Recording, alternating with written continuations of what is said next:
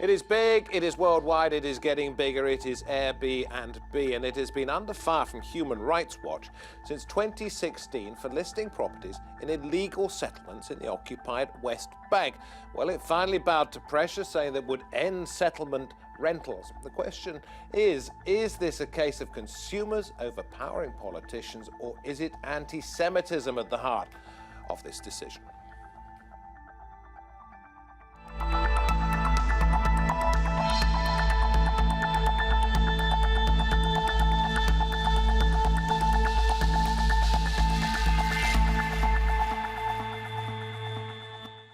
Good to have you along. I'm David Foster. You're watching Round Table World. The critics are saying that Airbnb has been benefiting financially from rentals in illegal settlements built on the occupied Palestinian territories in the West Bank. So the decision to end settlement rentals is going to affect at least 200 properties. Only 200. Many have praised Airbnb for its decision, while others argue that the move highlights double standards and singles out Israeli settlements.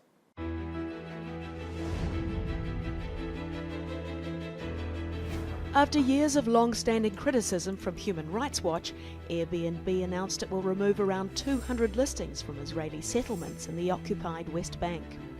In a statement, Airbnb said the listings were removed because they are at the core of the dispute between Israelis and Palestinians. Since 1967, 200 Israeli settlements have been established, with around 600,000 settlers living in them. All Israeli settlements are illegal under international law. Will Airbnb's decision set a precedent for other businesses to boycott settlements? And I'm very pleased to say that as we begin the conversation, that joining us on Skype from West Jerusalem, we have Bar-Yoshafat, Deputy Director of the Coelet Policy Forum, which is an Israeli think tank. We go to Jordan next. Daoud Kutab is in Amman, Palestinian journalist. With me in the studio, we have Niamh Gordon, Professor of International Law at Queen Mary University, London, and Ben Jamal, Head of the Palestinian Solidarity Campaign. Thank you all very much indeed. Ben, the Solidarity Campaign in the form of boycott, divestment and sanctions, what's known as BDS, has been going 13 years or so. And yet this is the biggest headline you've got in all of that time. So it really isn't working, is it? Well, I wouldn't agree with that necessarily. This comes on the heels of a range of other BDS victories. And the campaign is undoubtedly gathering momentum. It's a campaign that's targeted at complicit companies. It's a campaign that's targeted at institutions. We've seen over the last year, culture of boycott is a significant part of the campaign, and we've seen a number of very high-profile artists, Lana Del Rey, Lorde, adding their names to the list of artists who said that they will not play in Israel, that they will not be complicit. So it's a campaign that's gathering momentum. I think you actually one answer to the question, is it working, is to look at Israel's response. Israel is devoting enormous amount of diplomatic and financial energy trying to oppose BDS. Netanyahu, I think in 2012, identified boycott, divestment and sanctions as the biggest strategic threat to Israel. So I think if the argument is it's having no impact, then one wonders why Israel's devoting so much energy to trying to close it down. Brad, let me come to you in Jerusalem. Financially, though, this isn't going to make a difference to anybody in Israel other than the few people who are privileged enough to own properties on illegal land. I actually understand that the outcomes of it is the opposite. The amount of people who tour in Judea and Samaria has doubled itself since Airbnb had this decision. So in general, I think that the Israel destruction movement, which you call the BDS movement, is not really hurting Israel's economy. It's just trying to vilify Israel and give Israel a bad reputation. Are you saying, sorry, let me interrupt, it's a little difficult to hear exactly what you're saying. Are you saying that the number of visitors to what you call Judea and Samaria, the West Bank, has doubled since Airbnb's decision? About 3,000 visitors instead of 1,500 since they had this decision. So yeah, economically it has zero impact. It's just another way to try to vilify Israel and give Israel a better reputation. Okay, so what do you make of the assertion from Ben here in the studio that the Israeli government takes this BDS campaign, if you like, and it takes it rather seriously because it is starting to get more and more traction in outside countries? Well, actually, I think the trend is right now in Israel's favor. I think it used to be a lot worse. And the fact that the Israel destruction movement is also referring to Israel proper, and not just Judea and Samaria, shows its true face and true nature. Actually, Benjamin Netanyahu is a bad example because he doesn't really care about the Israel destruction movement, but there is a ministry that deals with this topic specifically, the Minister for Strategic Affairs. If you ask me, I agree. I think Israel should not put so much effort on this. I do think that Israel needs to be aware of the fact that it's the only state in the world that people are arguing it doesn't have a right to exist. Niamh, let me ask you this. What do you make of the counter assertions and assertions that we're hearing here, that it is a fantastic campaign, that it's working, that the Israeli government really doesn't care about it that much, that more visitors are coming now? We always hear claim and counterclaim when it comes to Israel and Palestine. But what do you make of Airbnb's decision? Significant or irrelevant? I think it's very significant, but I think we need to see it as another piece in a puzzle or a block in a building that is actually growing. So if we look at apartheid South Africa, the boycott, divestment, and sanctions campaign took 20 years to kick in. Where, as you said, 13 years, we have 7 years more to go if we want to have it the same, similar results to what happened in South Africa. I think in terms of its impact, we have to distinguish between two kinds of impact. One is an economic impact, and I agree here with the gentleman in Jerusalem that it has had very little economic impact on Israel. The other is the impact on Israel's reputation and the attempt by the BDS campaign to identify between Israel and an apartheid regime. Of course, Israel is not apartheid South Africa, because each apartheid regime takes on a different kind of formation. But it was referenced as an apartheid regime But it is, by Jimmy Carter. Exactly, and Richard Falk and others. So I think Israel's reputation is being hurt, and it's being hurt because of its policies against Palestinians.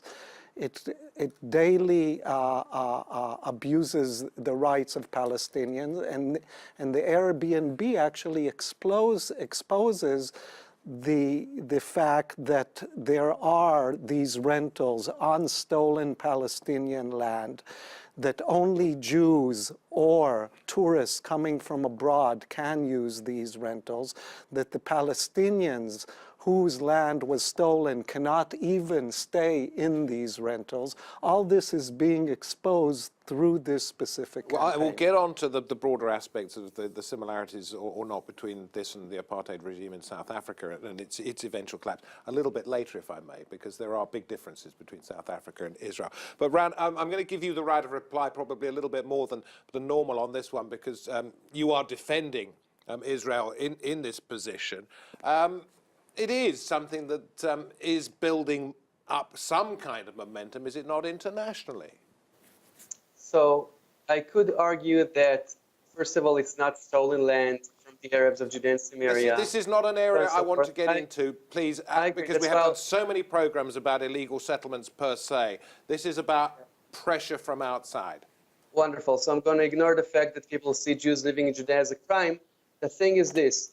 If you're a Jew and you own a property, then Airbnb wants to boycott you. But if you're an Arab living in Judea and Samaria, then it does not. Now, you have to understand, Airbnb also offers houses in Gaza, which is under Hamas terrorist organization. The fact that Israel is being singled out, and I'm not talking about northern Cyprus, which has a very similar effect, I would say, like what we have in Judea and Samaria, it's ignoring all of these cases and only focusing on the one Jewish state in the world. And again, if you're an American Jew and you have a property in Judea and Samaria, then that is being boycotted. If you're an American Muslim, then you can rent this house. I'm sorry, but it's not even anti-Israel. This is just anti-Semitic. Okay, let's go to Daoud. Daoud on this one, because one of your sentiments is that the Palestinian Authority, hamstrung as it is for whatever reason, is actually failing to push the kind of momentum that it could or should do when it comes to international solidarity.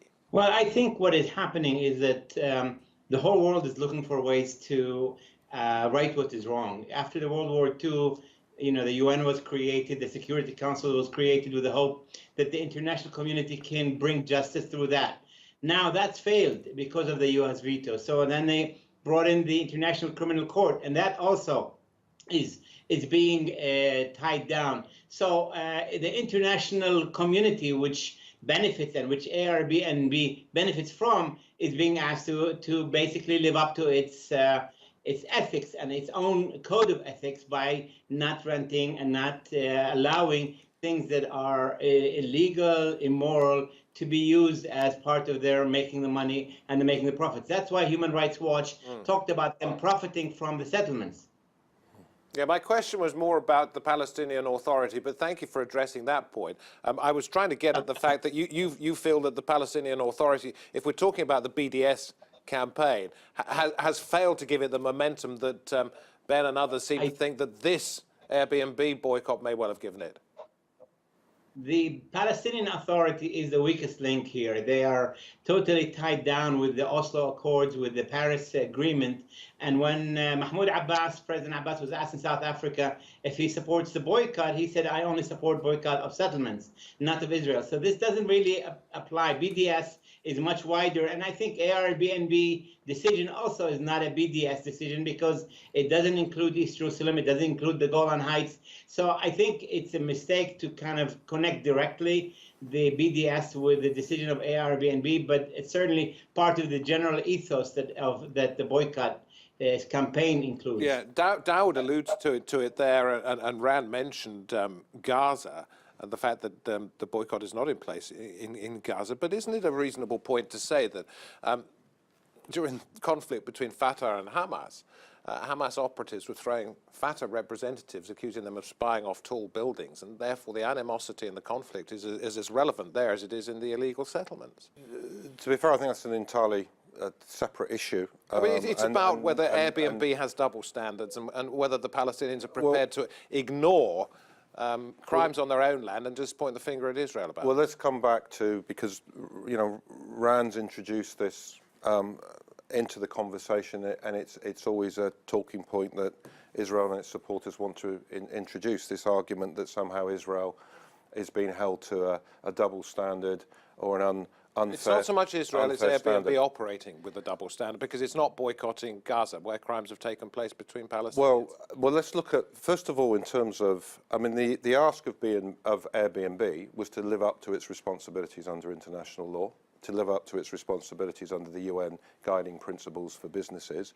As the Human Rights Watch report identified, if Airbnb continued to list properties in the West Bank, then it would be forced to violate its own requirements in terms of not discriminating. And the Human Rights Report said that actually it was only, they could not find an example anywhere else in the world where Airbnb would be employing a policy, whereas, as Niamh said, Palestinians would be disallowed from, they wouldn't want to rent those properties, but would be disallowed from renting those properties. What about Northern Cyprus, where I don't believe that Greek Cypriots can go up there and rent from Airbnb? Well, the Human Rights Report was very clear. They couldn't find another example where Airbnb was listing properties in the world where this applied. But the fundamental issue is this.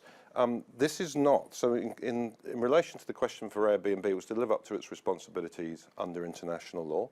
In relation to the broader campaign, it's not a question of asking Israel to be held to a separate standard. It's asking actually for an end to the exceptional treatment of Israel. If you look at the element of BDS, which is sanctions, which is asking for government action, when Russia invades Crimea, governments employ sanctions. Sanctions are employed against other states that violate human rights. It is Israel that historically has been protected from action because of the US and other Western governments. Should we talk to an international lawyer here about international law? Where does that come into this? Well, first, I'm not an international lawyer. Oh, you're an expert in international Yes. law. Let me put it that way. I would first say it's been years that that civil society has been demanding from corporations some kind of responsibility.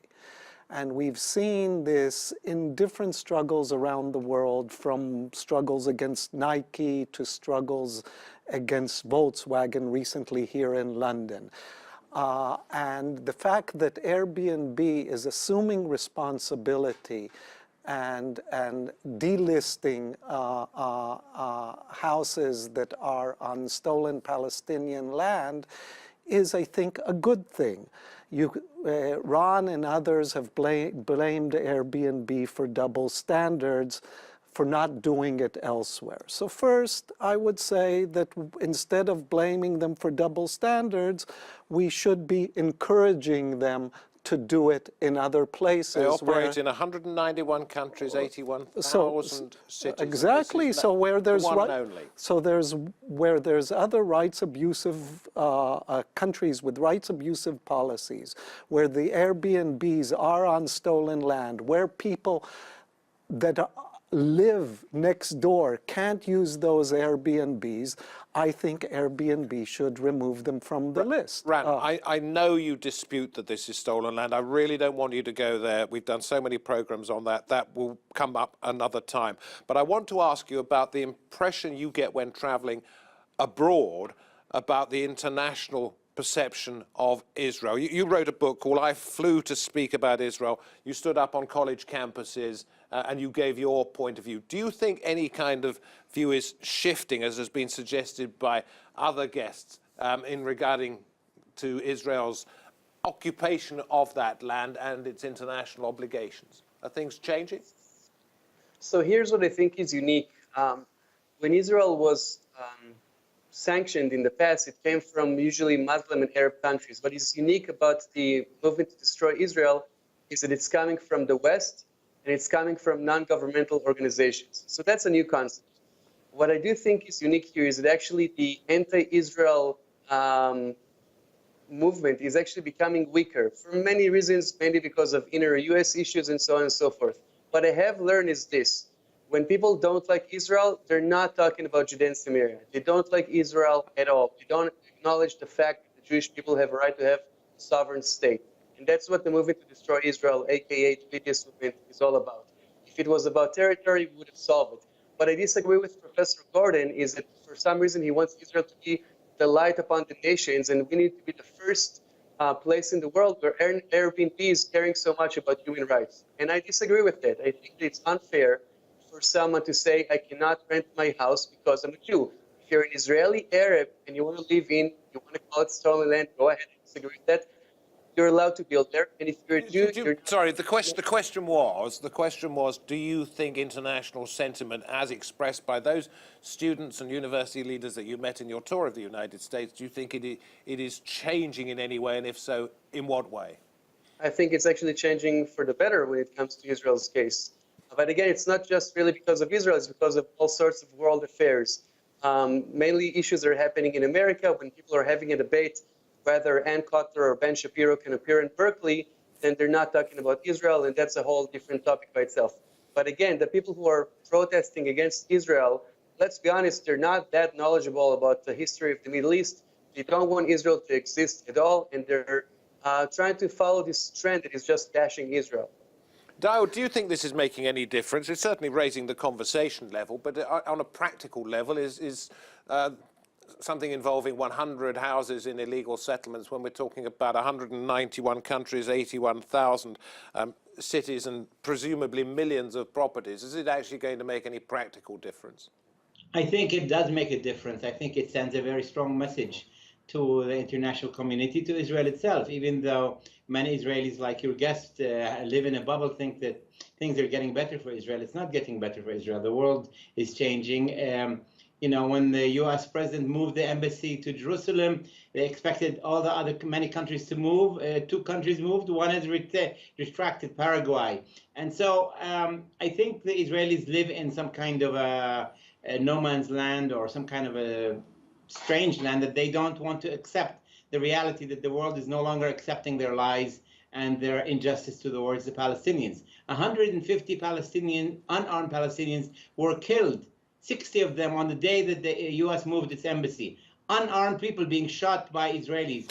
The world Again, I'm sorry, I'm going to stop you here because then you're straying into familiar territory, and we will cover it, and we probably already have covered it. My question was, do you think this is going to make a difference? So I'm going to move it on back to you, Ben, here, and say, because you suggested at the very beginning that you thought the movement was bubbling under, it was getting bigger and bigger. Okay, now Airbnb has done this. Bookings.com hasn't done it. There are other B&Bs there. There are hotels. What do you do to take this to any other kind of level? Well, you use Airbnb as an example, and I think one of the things that hasn't been commented on that made Airbnb's decision significant, they are one of the few companies that have pulled out of complicit activities that have actually identified that they are doing so because of pressure from civil society and because of the campaigning. So they identified that they had been subject to pressure and they had pulled out. So that campaign now needs to continue. There's further action required for Airbnb, as has been discussed. There's campaigning that's required also for Booking.com. And the hope is that they will be taking note of this. They will have seen the pressure that Airbnb has been subject to. There are reputational issues. You know, BDS works on holding people to account, asking them to live up to their responsibilities, and identifying those companies that are not living up to their social responsibilities. Other than a perception that things are changing, what evidence have you got? Well, I wouldn't disagree with what I think Niamh said, that in terms of, at the moment, economic impact, it's minimal.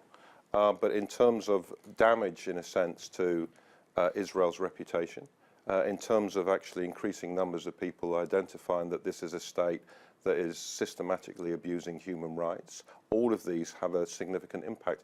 I mean, the day that the Airbnb decision was made, we had another important decision made as well. The Quakers indicating that they would not invest in companies that are complicit in supporting Israel's occupation. Again, materially, no impact. The Quakers are not actually investing in any company at the moment that's complicit in supporting the settlement. Incremental. But symbolically, extremely important. That gives a message to other faith groups that you should be doing the same. Which leads me to a point that you made earlier in the programme, comparing the sanctions and the boycotting of South Africa with what may be happening in Israel at the moment. And that was 20 years in the making, perhaps even a little bit longer. It depends on when you think it actually started. This is 13 years. Was there a tipping point in the collapse of the South African apartheid regime because of, if you want to call it BDS, boycotting, divestment, sanctions? Was there a tipping point, and therefore should we look for something similar, perhaps when it comes to what we're seeing now? A lot of things had to come together, but what was major in the South African case was the sports boycott. And we saw, you mentioned before this being one of the crucial moments in the BDS campaign. Another crucial moment was when the soccer team, the Madrid soccer team, was unwilling to come to Jerusalem.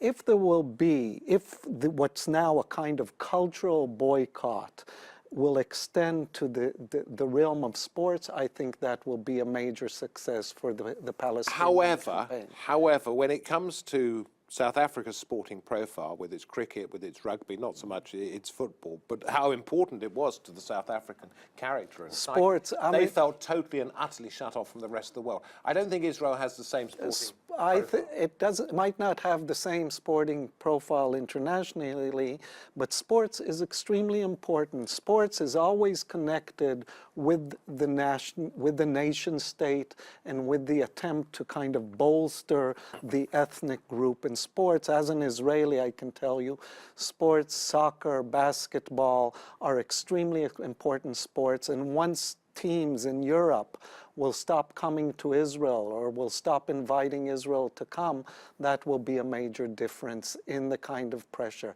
And I would like to say that I don't understand this campaign. I'm going to stop you there because Ran has sat there very quietly for a long time while you three have had your say. We are coming towards the end of the programme. I guess your position is that this is going to make not a jot of difference to Israel. Well, I love Israel very much. I'm not sure our soccer team is a threat to the world or to the World Cup. I have to say, Israel has never had so many ties with foreign countries, including Muslim countries. Israel has never had so many artists coming to Israel So obviously, the one thing that the anti-Israel movement is doing is vilifying Israel. They are very successful in that, but I also think that this trend is about to be done with, because people are tired of all these lies, all these horrific lies that they tell about Israel. You can criticize Israel, you can criticize their policies. What Airbnb is doing is not helping human rights. It's a death sentence to sell your house to a Jew under the Palestinian Authority, and they're not going to tell people that they cannot rent it under the Palestinian Authority. So they don't really care about human rights. They're caring about trying to appease a certain group of people who are pressuring them to be anti-Israel. And I'm not really worried about that from the economical perspective. I am worried about Israel's image, which I, as an Israeli, care for. But if, as Ran says, that the BDS movement is not working and that support for the Palestinian campaign is not going up, then why did Airbnb make this decision? That's a reasonable point. Listen, thank you all very much indeed. I do hope you feel that each one of you has had a chance to make his point. Thank you very much from various points in the Middle East, from here in London and from wherever you happen to be watching this programme, Roundtable. You can catch up with it anytime you like. All our back episodes are there as well on TRT World, YouTube, Roundtable. Thanks for your company. Hope you can join us next time. Bye-bye.